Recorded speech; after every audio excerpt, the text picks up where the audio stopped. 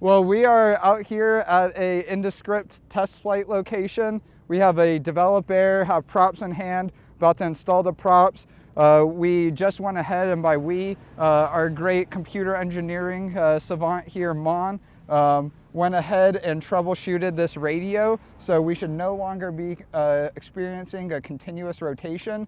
We had already solved this problem. The developer does not like my shoes, it sounded like.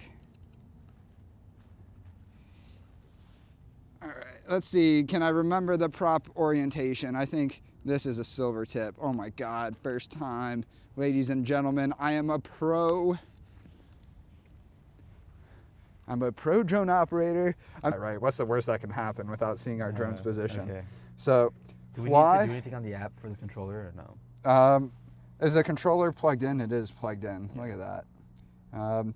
Let's not even enable it just yet. Okay, it's not enabled. Cool. Just to see if the rotation issue is independent. Okay. Independently tested. Arm and fly. Take off to 10 feet. We're about to send it.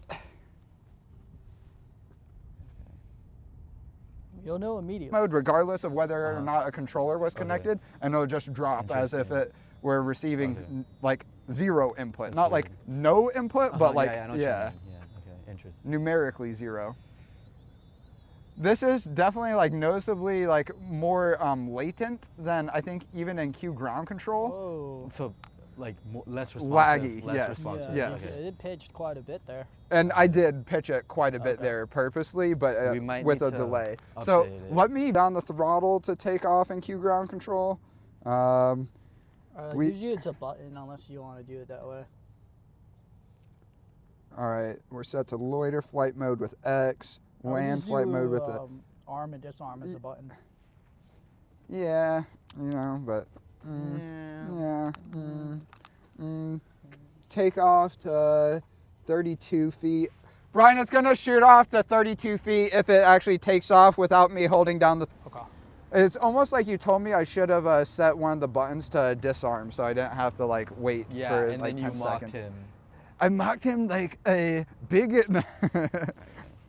He's slow Gerardo. All right, well, we successfully saw this developer take flight with the iVue RC app, with QGroundControl, with a controller in both programs. We'll need to work with Mohit, it looks like, to see if we can reduce the latency in the iVue RC.